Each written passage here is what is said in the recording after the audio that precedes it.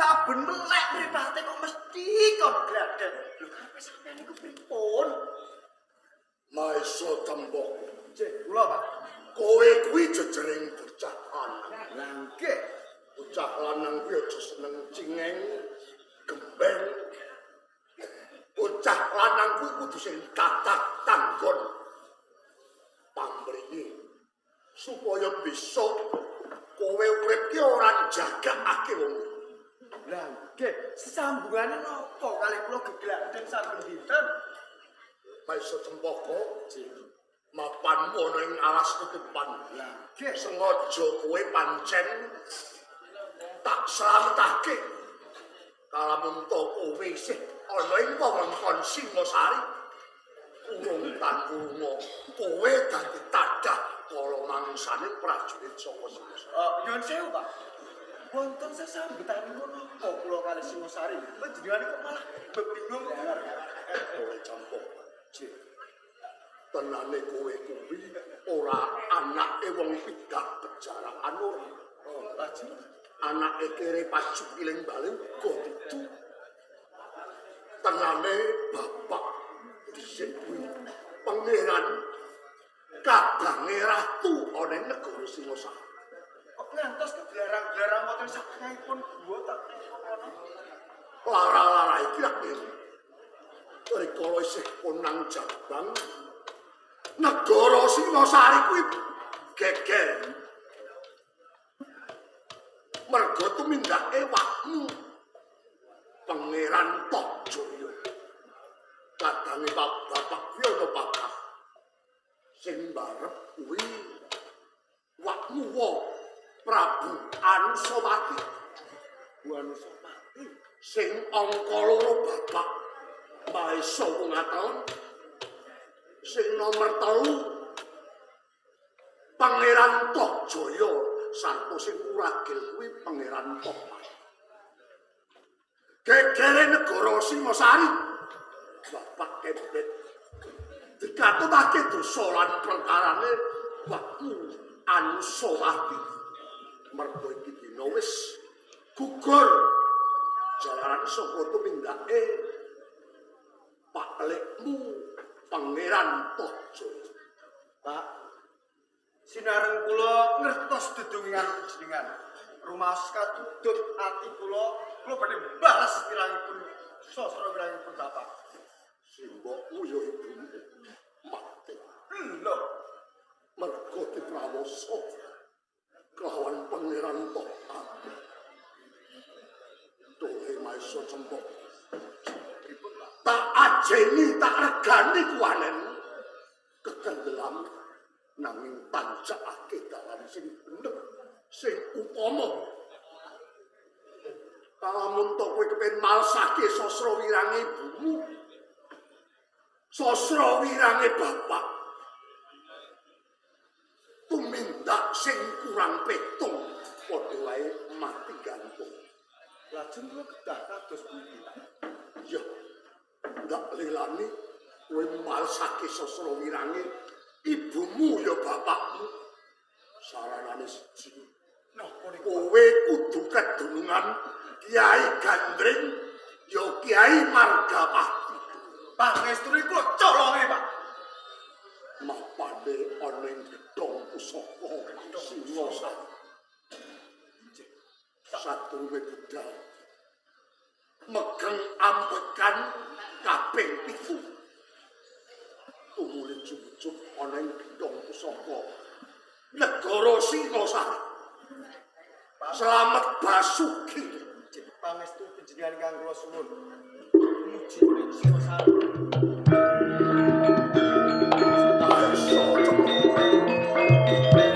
Wis tunggal ditolak yen sapa kowe sing bakal kandelake.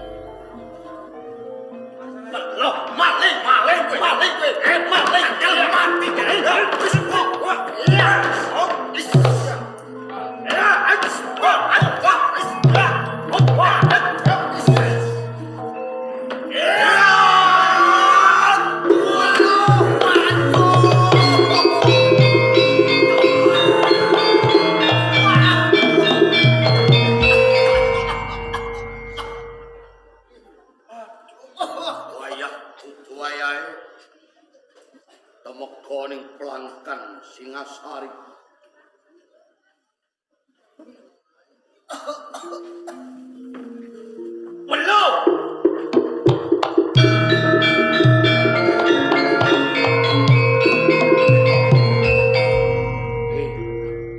Panuan Jek kula. sapa kang dadaranmu lan apa kekarepan dene kowe temeka ana ing pelangkan sapa Singasari. Pangapuntenipun kula maisa cempokon.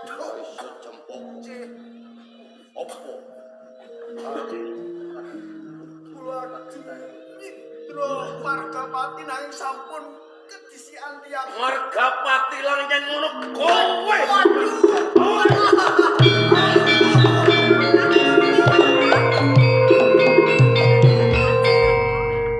Badhe pencingan menapakaken kanewan menika. Kaneman kengaran Maisa Cempaka wani mancing ana ing pelangkan pusaka. Sumetyane arep nyolong nanging Margapati wis ora ana. Teges ora mung kajinan mesti ana kanca ruwang. Tinimbang atiku gelo dene aku nyumurupi wis urip luwih becik wis. Ampun Rama. Jenengan kula atuhi sareh langkung rumiyin. Ampun dipun pejahi. Nanging iki maling iki. Iki maling. Nggih. Kanjeng Rama. Menata kelampahan jenengan mejahi kaneman menika tertamtu badhe cuthel anggen panjenengan pengen mangertosi sinten sejatosipun malihipun. Lah kudune aku kudu kita piye ini? Oh, prayoginipun kaneman menika dipun lebetaken wonten ing pakunjaran kemawon. Oh ya. Kaneman iki dilebokno ning pakunjaran saben dina disiksa. Yen esuk ditusi banyu sing anyep, yen bedhog tengane ditokke saka pakunjaran. Dikepruki prajurit Singasari. Aduh! Ane wanene pateni iki kene wis. Nggih mboten ngaten Rama. Lah piye? Menawa ta dipun piloro tertamtu boten badhe ngaku lak nggih to. Mongko jeneng maling iki gelem ngaku yen digebuki yen dipiloro. Lah iki wis dilebokne pakunjaran kok ora entuk. Iki terus kudune kepriye? Prayoginipun menawi enjing lak nggih to dipun paringi daharan ingkang sekecap. Panganan sing enak iki kudune dicombor dedek. Mengko yen combor dedek dheweke gelem ngaku, ora gelem ngaku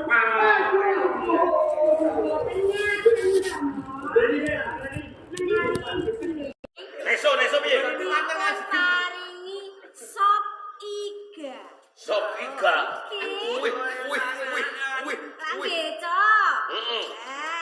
Terus ngombe. Unjukanipun kopi susu. Kopi susu. Kira mo? Susune sapa no? Susune kula Mati. Udute. Sesipun to, Rama? Iya. Sampurna. Sampurna. Nggih. Leng maling. dawuh. Kowe doyan apa ora? Enggak, Mas. Piye esuk? Nggih, Rama. Jane aku ora pati setuju nek esuk combor dedek karo kon ngombe banyu lere. Ucar gadeg kae kok. Wis lake, Rama. Yenawat. Menawi siang dipun paringi maem nasi gandul, Rama. Sego gandul. Nggih. Lawe apa no? Lawuhipun babat. Bapak.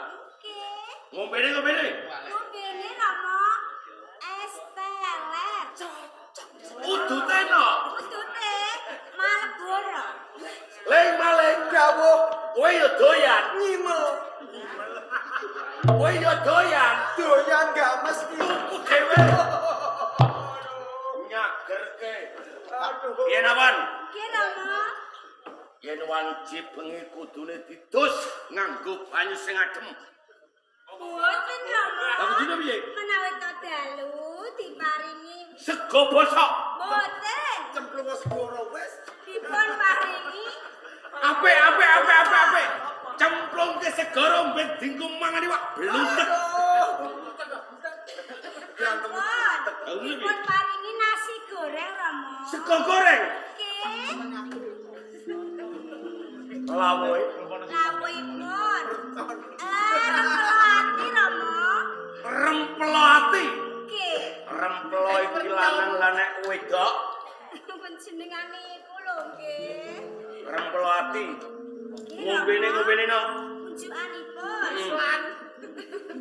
Unjukanipun dipun paringi es lemon. Es lemon tiwi. Udute cahayu. Udute Rama. LA. LA. Nggih. Wah aku nek udut L ora patek doyan nek udut L iya games. Apa dong yu? Tutup. Tak buka. Asik. Tak buka. Mbok tutup. Tutup. Tak injen. Kuwi ya doyan. Tanduk meleh. Tanduk meleh. Waduh. Ampun. Nyuwun Esok awan bengi jur turune piye? Turune diwar karo wong-wong sing duweni kaluputan sing gedhe-gedhe ben dipangan tikus wira. Nggih mboten ngaten Rama. Lah kudune piye? Ya nika wonten spring bed kangge napa? Spring bed tumpuk pitu kae. Nggih. Malah iki mbok kon turune nang spring bed tumpuk itu. Nggih. Iki ora ning gone Pagunjaran nang iki ning hotel berbintang 5. Mboten napa-napa. Niki Pagunjaran istimewa. Oh, dadi Pagunjaran istimewa pamriye yen maling iki dhewe mangan sing enak, turune kepenak, mengko dheweke bakal nuduhke sapa sing nyolong bentuah ana Singasari, ora liya Margapati ya Cocok. Atur penjenengan menika leres sangat Rama. yen kaya ngono Rama Sanjo. Prajurit, rangket leboke Pagunjaran. Tapi ya Kanjeng Rama, boten sisah prajurit ingkang lebetaken wonten ing Pagunjaran. Cekap kula kemawon, kula pun pinter nglebokke piyambak Rama. kowe wis pinter kebone. Yo. Amin.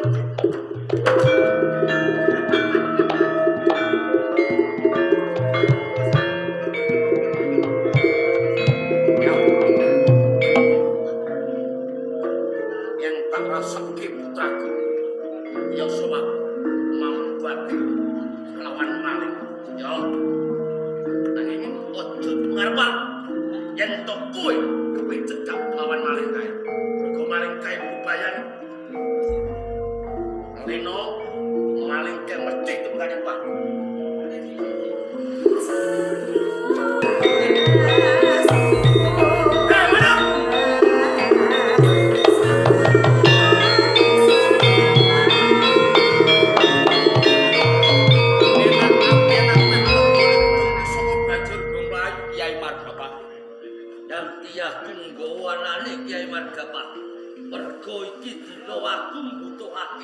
Kyai Margapati yo Kyai Gal. Ora mung kowe sing butuhake Kyai Margapati. Aku kok pengen aktif beli Kyai Margapati. Mula saka iki dina Margapati wis ana nyatu mangan. Yen koyo ngono tak jaluk Beno waton bisa. Nek ora bisa aja takon. lakon jekelan dadi batang kowe.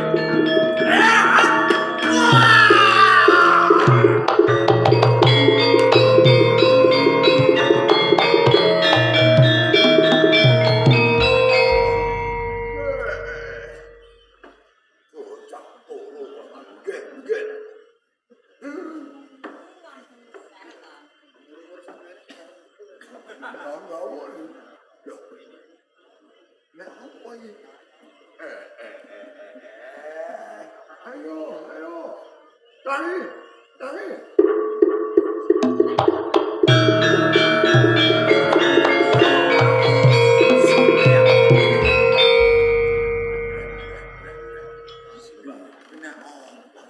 Ing sekawit kula sampun mlebet wonten gedung pusaka Kraton Singasari. Iya. Badhe nyidrananipun Kyai Margapati. Nanging derek lampam. wonten pawongan luwih dhisik nyolong kananipun Kiai Margapati. Dadi Sampun kula bujung. Sampun panggih kalian pawonganipun. Kula gelut nanging imanipun kula kantos wonten papan menika. Dadi kantoko iki mau gelut kalah. Ngono. Ning kowe ra yo isih mantep sing dadi atimu. Sampun dados tikating ati kula. Kepengin mudi sedanipun tiyang sepuh kula Rama Ansopa. Kaya ngono. Pangestu.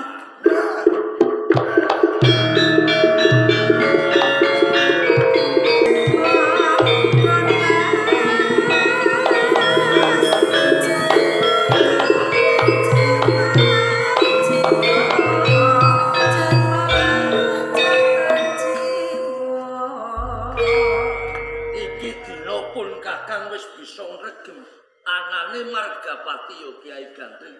Gampang anggon tumut dituwuh sedane Eyang Dandang Gendis. Menika wujudipun Kang Mas. Bilang sari. Kula Rumangsa lumrah, rumangsa sayah, saliranipun Kakang mula. Sawetara Kiai Margapati tak titipke kawan siram. Pun Kakang bakal resik sawetara. oh kados mekaten monggo. Nang mitung kasih pun Kakang. Ojo nganti Margapati walsotan. Mergo anggon kunyolong Margapati iki kanthi tak rewangi totoh aniyawa. Kados mekaten. Ojo nganti lan. Boten. Ngono ning papan kene bakal tak simpen.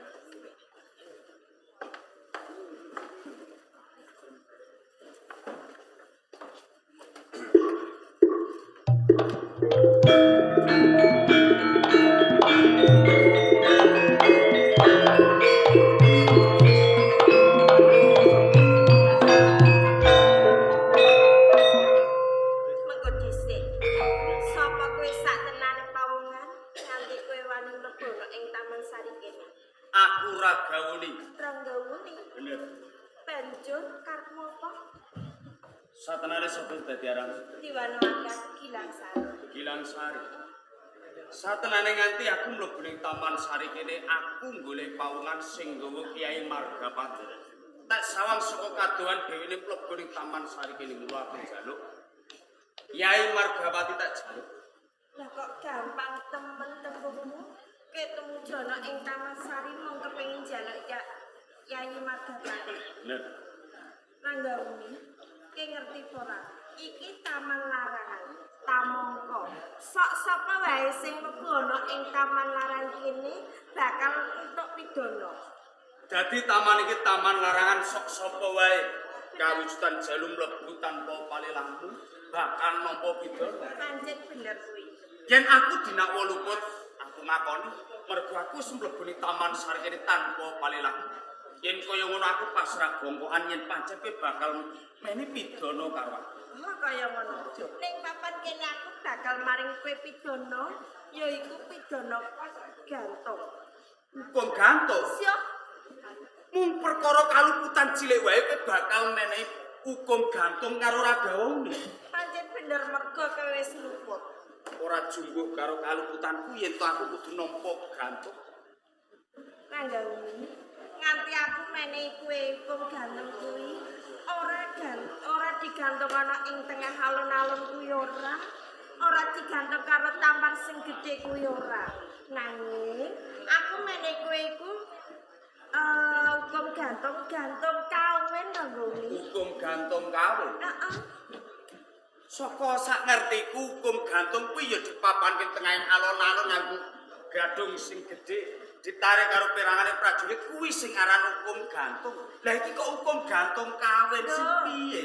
Yen ngono ya beda karo hukum gantung sing tak wenehi kowe. Kuwi yen to dihukum gantung ana ing tengah alun-alun kuwi wis umum. Nanging yen tak wenehi kowe iki ora umum lho ya. Genahe kepiye to hukum gantung kawin? Genahe aku seneng lawan kowe. Kowe seneng karo Ragawuni? Lha kari kowe iki sanggo apa ora? Upama tresnaku iki ra mbok tampa mesti wae iki bakal tak gantung tengah. Apa lahir batin kowe tresna karo Ragawuni? Yen bener-bener Batin. lair batin kowe tresno karo aku. Ning kene aku go bakal bloko sing dadi sing sering aku. Wit sepisan aku mlebu ning taman sari kene weruh karo Citramu. Aku ora iso selak yen aku duweni rasa tresno karo kowe. Jadi cetane mbok tampa tresnaku. Cetane tresnamu tak imbangi. Oh, kaya ngono matur nuwun banget ya Ronggoni. Bilang sari. Piye? Iki dina kowe wis dadi katresnan. Aku njaluk karo kowe yen bener-bener tresno karo aku. Kyai Margapati lungke karo aku. Nanging sadurunge aku ngulungke Yai Margapati, kowe kudune janji kelawan aku. Aku janji karo kowe. Menawa kelakon aku duweni Kyai Margapati, kowe bakal tak lamar. Kaya ngono. Yen ngono bakal tak ulungke tani sak.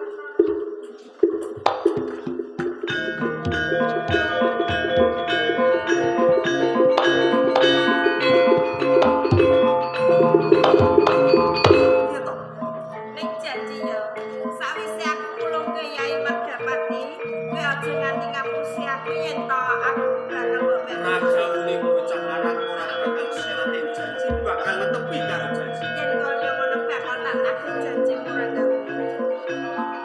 Yen kaya ngono, aku jaluk pamit janji. Sing hati-hati. Kowe bakal wis tak lamar.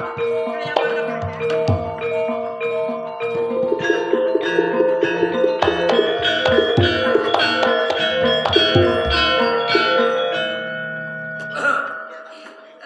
Kang Mas. No bilang sari kadangipun Kakang Oh, piye? dawuh katimbalan Kang Mas.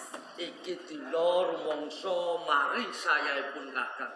Lagi wae resik kula. Injih. Kyai Margapati ndak suwi. Mangke rumiyin Kang Mas. Menapa mboten kathah lumpen panjenengan menika lak dereng dahar to Kang Mas? Mentas wae pun Kakang lagi mangan yang pepungkurah. Oh, kados pegatan. Wis nomorake Margapati gawanen rene. Mongko iki dina pun Kakang butuh lawan Margapati. Ngeten nggih Kang Mas. Kula kepareng matur kalian panjenengan kanggo namung sujud. Lah ngopo kok nesu raketan kepiye wae sliramu rak kadangipun Kakang kentak tresnani. Kang Mas. Kyai Margapati menika sampun tak paringke kami pawongan lho Kang Mas. Piye?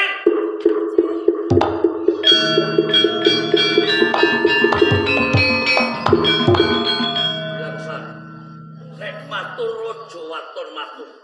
Yen matur kudu nganggo wewatonan. Kok paringke sapa Margapati yo Kyai Gandri kae? Menika bicaratan Kakang Rombongi. Mergo Yai Margapati tak ijoke karo katresnan Kang Mas. Baik, Tak ijoke karo katresnan. Margapati kuwi Nggih. mateni wong. Nah, kula tresno kok. Lho pusaka kok trimo mbok ijolke katresnan. Mongko anggonku nyolong. Margapati yo Kyai Gandri. Leno pun Kakang tumekaning pati mergo dikroyok prajurit Singosari. Lho kok kepenak tembungmu mbok ijolke katresnan. Kula nyuwun pangapunten jika Langsari. kula menika sampun tresno kalian pawongan menika. Aku njaluk bali lan orane Margapati. Kudu so tangan. Yen ora nganti kuwi nggawa bali Margapati. Aja takon dosa yen pun Kakang tegel karo. Pemekaten kula nyuwun pamit jika Mas.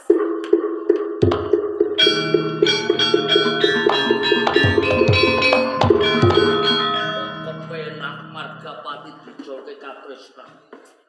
Mongko piye-piye wae bilang sari kae kadang. Dheweke kaya tak tundung saka pidalman. Yen nganti ana apa-apa Gilang Sari, aku go bakal kelangan. Gilang Sari.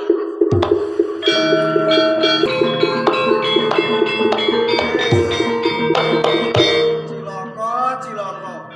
Janjine sego goreng, rawon. Mateni wong. Nek gede-gede ra karo-karuan. Siap, Mas ajeng apa? Mbah, cek kula Gusti Puji. Tetene sampeyan kok kerasan banget ing papan Sampeyan niku ngenyek napa pripun? Nina piye? Kula niku pun ngempet ten mriki niku. Lempet. Nyamuke kathah. Janjine rawon sego goreng diapusi. Kene-kene sama metu Kakang. Sampean metu ora apa-apa. Napa-napa nggih. Cek pripun? Kang Maesa Cempaka. Jauh. Ning kene sampean bakal tak wani. Cek. Nanging ana ijole. Yen bondo donya niki kula mboten gadah. Ora Lajeng lirune napa? Ora bondo donya wong aku wis sugih kok Kakang. Lah, njuk Ijole. Opo? Aku pengen bojo. lah estu niku. Niku nggih cocok. Purun kula. Gelem tenan. Nggih to. Sinten tiyangipun nyapang kali panjenengan ramen tiyo ngantine Ngono ta? pintu napa pripun? Oh, yen ngono ya kebeneran yen to tresnaku iki wis mbok tampa. Cetha dipun luari lho nggih. Iki mumpung sepi mboten enten sinten-sinten, kula tak ninggalke kunjaran iki. Sampeyan ninggalke pakunjaran iki. Nggih to. Lho, yen ngono aku yo disaroni dhisik, Apa Kakang. meneh? Kula niku mboten nonton napa. Aku ki ra butuh duit. Lah napa? Aku sangoni ambung, Kakang. Ngaten. Lah niki nggih jalukane kula. Ayo ngono. Nggih. Oh, nggih. Sing hati-hati ya, Kakang yo. Yo.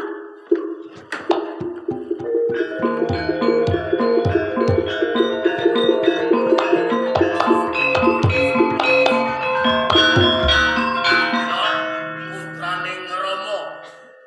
Jenengan ro. Ya Sawati, Ki kula ro. mapan mono pakunjaran. Kudune keng sira iki ra ana ing Taman Sari, panging garing-garing putri. Ora pantes yen sliramu kuwi putraning Nalindra Gumpinetara kok malah mapan ana pakunjaran. Lingsem ke asmane wong tuwa. Awet kula rumaos bosen Rama wonten ing Taman Sari. Sedaya para abdi saming ngayahi kewajiban wonten ing pekukuran. Oh. Kula piyambakan Rama. Yo, malah mapan beneran dene kowe mapan ana ing cedhake pakunjaran kene. Dan aku kepengin ngluwari kelawan maling sing aran Maesa Cempaka. Pripun? Ning kono bakal tak ganggu. Kalamonto dheweke isih bangga ora gelem ngaku. Bare paksa Romo Paten. Lho, ora ketahu waron. Pripun badhe panjenengan luari Rama? Nyuwun pangapunten sadèrèngipun Si Rama. Kakang Maesa Cempaka sampun kula luari saking pakunjaran Rama. Maesa Cempaka wis keluar pakunjaran. Yo saiki Ngopi. Sampun nilaraken pakunjaran. wis bobol saka pakunjaran. Iki mergo saka kamu. Oh. Nggih, Ya awet sawit, ya sawit. awet kula tresna kaliyan Kakang Maesa Cempaka Rama. Mula nalika semono Rama arep mateni maling sing aran Maesa Cempaka jaran dhewe wis gawe kapitulaning Singasari. Kanthi cetha welo-welo dhewe nyolong Margapati. Nek wis semono kok belani jebul kowe nantuke tresna lawan Maesa Cempaka. Saya arep mlakukan pakunjaran kok luari supaya lunga saka pakunjaran. Cetha kowe wong sing mendem derajat, kowe mendem kepenak, kowe mendem enak. Kowe iki putrane Ratu Gumpinetara kok kaya ngono tumindak utana. Ora ketangok putraku, nek tak anggap luput wis salah. Minggat!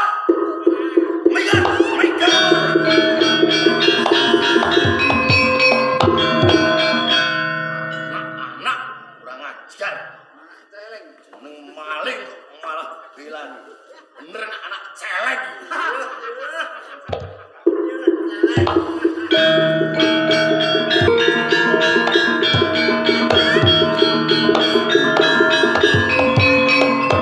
Kakang Uni sampe kok tega ninggalno aku dhewe ning omah lho Kakang. Sopo neh? Lho kok sapa iki lho Kakang?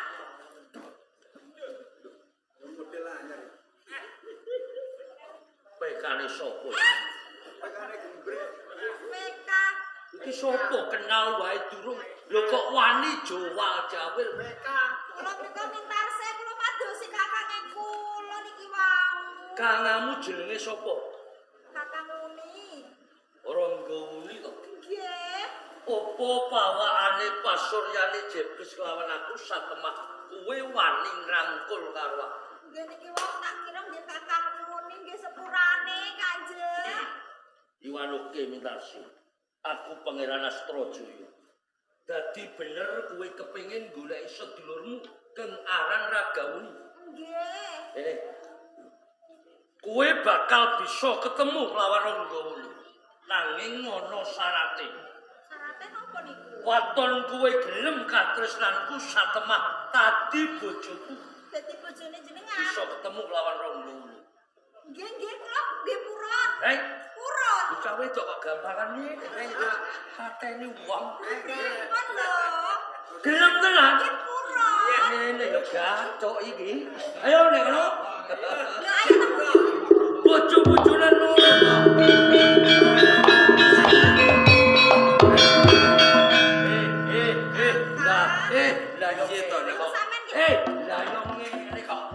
Kowe iki kepengin ketemu karo sedulurmu. Lho ana bocah lanang kok cacet-cacet monggo wis janji karo aku. Janji napa? Gelem dadi bojoku waton bisa ketemu sedulurmu Ranggawuni. Lah nggih. Sampe Loh. kok kakang tak golek. Lah yo ngene kok Lapurane itu aku ngalake kowe iki jare gelem kare sanggup dadi bojoku. Aja ngono ta dadi cawet kok kowe iki. Gak suka lho. Salah kula iku pripun lho? Lah kok cacek-cacek karo bocah lanang karo piye? Niki. Nggih niki. Niki piye? Nggih niki sedulure kula. Dadi iki to sedulurmu. Waduh, nek ngono aku njaluk pangapura calon ipe. calon ipe. Kondi kowe? Niki calon bojo kowe. Calon bojo Iki jare sedulurmu, iki jare adimu. pancen bener Mintarsi iki sedulurku yo aku. Lah kowe ninggalake omah ujug-ujug kok wis duwe calon bojo iki. Cukup-cukup aku dunduk. Sampe lho kakang. Repot. Bareng metu saka omah kok terus duweni katresnan. Lah sampean yo ngono kok tega ninggalno aku dhewe ning omah. Dadi bener iki sedulurmu to, Sik? Aku sedulure. Sampean wis ninggalno aku nang lho.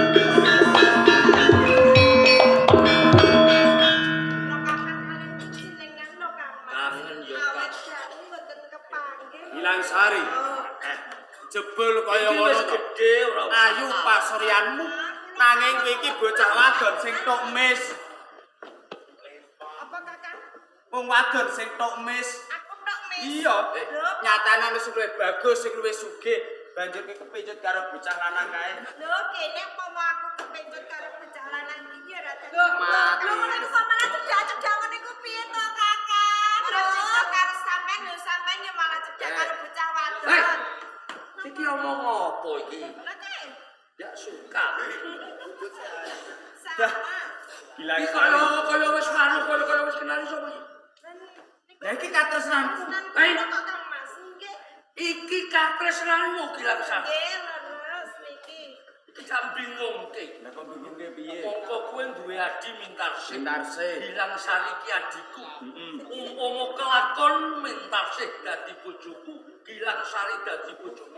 Nek kelakon duwe anak terus nek nyeluk piye cak ledek. Daduk keputer iki. Bocah wadon ki apamu kakang? Iki sedulurku Oh, Mintarsi. sedulure sampean. Oh, yen ngono calon ipe aku njaluk sedulur ya kok sejalan Lawan perkara ngene ane kok mbok ijoli pusaka mangko. Lah, emane wis bagus lho, Kang. Ya.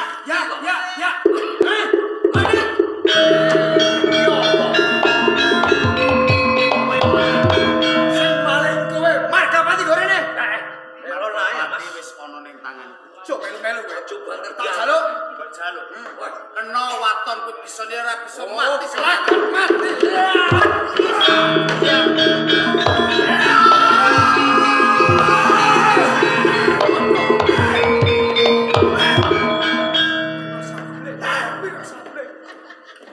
Sampeyan iki malah Ana kakek jabat bareng iki.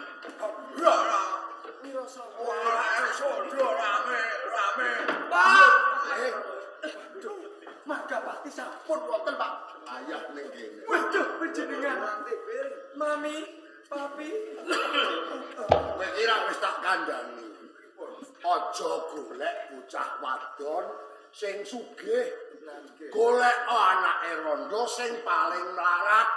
Saudara loro lho kenapa-napa. Lah kowe yo kare ta. Lah nggih. Anak angger mas wong atol ngene. Posan biji. Nggih. Nggih. Lah. Enten apa jenengan kok menika ya kula. Lho, menika yoga kula pun maisa cempok. Anak iki kok maisa cepok kok leres. Anak padha. Lah niku nggih foto kula. Sinten menika? Anak gawuni. Rangga Wuni putranipun Kang Mas Prabu Anusapati Suwargi. Menika mangkal padha iki sing bapak pamanmu padha sloya Bapak pamanku. iya. Iki ora mung liya. Lah niki apa Iki iki? sedulurmu. Miwiti kok. Iki Kang Mas. Kira ya rebut tak umpan. Pindah deh. Lah kowe kok nek kene iki. Iki sapa iki?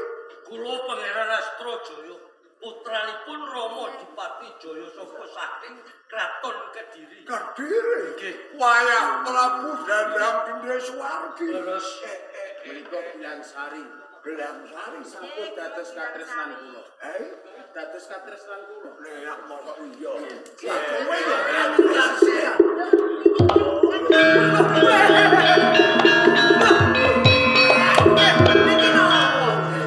Goleki rono. lho aku nek mau sithik kene. Nggih. Lah kok nyuwiti terus. Napa sampe karo iki? Sambungane lho apa iki kok mripatmu Ora iso ngono, Kakak. sembrono. iki sapa? Aku Tina Sawati. Katresnane Kakang Maesa Cempok. Anak sapa? Putrane Kanjeng Rama Tohjaya.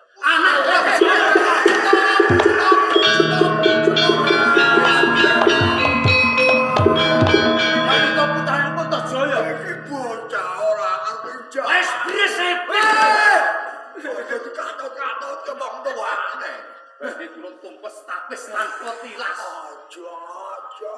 Aja. Nggih, maisa wong atala.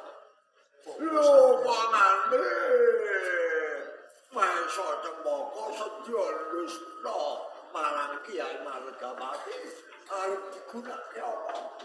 Pancen sedaya kula kula ingkang utusan pamrihipun mbiyantu kaliyan kadangipun Rangga Wuni ing pamrih saged ngrebat kawibawan wonten ing negari Singasari.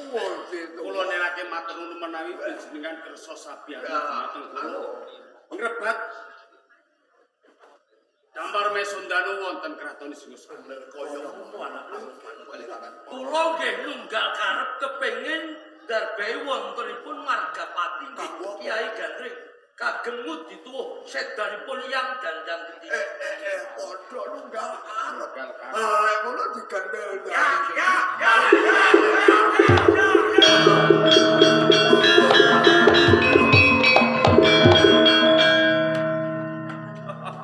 Paling ya jigan pun. Ampun ngaten, Rama. Wah, segoro. Calon mantu panjenengan, Rama. Ye, Calon mantu. aku ora butuh duwe mantu sing rupane kaya tikus. Kula niku pun dukung pun kaya togek lajeng buat segoro terus wae. Ye Tohjaya, saiki kowe mung kaijinan. Ngendi kaca ruang coba Sopo sawang. kowe? Aku Ragauni, putrane Rama Prabu Anusapati sing wis mati saka tanganku. Oh. Cetane kowe kepengin udi tuwuh lawan sedane wong tuamu Kang Mas Prabu Anusapati. Pancen aku pengen Sing sedanipun kok Rama. nggo pawitan apa? Dene kowe kepengin njaluk patine Tohjaya. Ngerti yo? Tohjaya iki dina jinangkung ing dewane ora bakal tegas, ora bakal tumomo sakabeh gegaman. Gerobaken gegaman. Coba sawangan iki.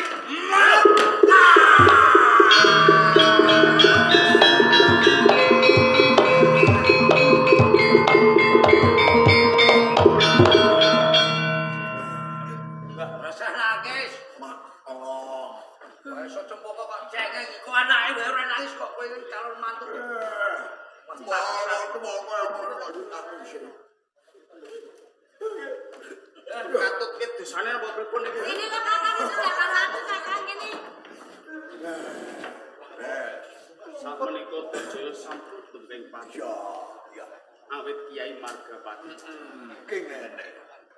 Radene wis kasembadan karepmu. Wis kalaksanan kowe percaya to.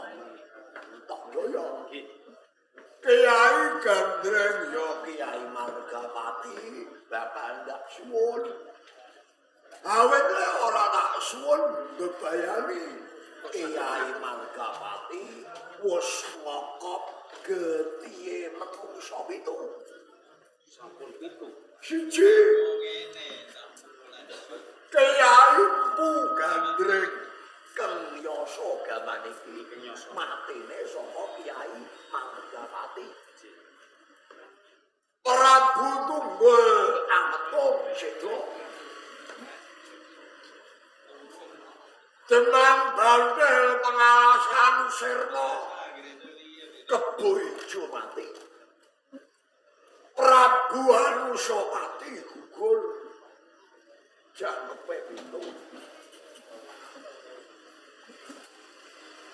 Prabu Kenara uga sirna jangkepe pitu. Toh Jaya ukut jagate Laras.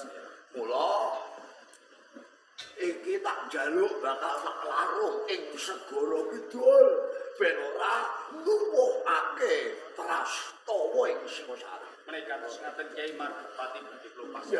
Ya. Anak anggen pangeran Orang. Mumpun paman ditungkas lawan sliramu. Sakwise sliramu besok lengser kawibawan dalem ana negara Singosari. Mung titip lawan adikmu ya katemu. Uga kok tempili kamukten ana ing negara Singosari. Perkawis menika panjenengan ampun waslan sumelang. Manggenipun Mas Cempaka ugi badhe ngempil kamukten wonten kraton Singosari. Menawi ing samanggenipun kula badhe jumeneng ratu wonten kraton Singosari. Kula badhe tambah gelar jimat asma Mapanji Semeningrat Jaya Wisnu Wardana. Ayo, Pagelaran bakti kuncoro sampun paripurna.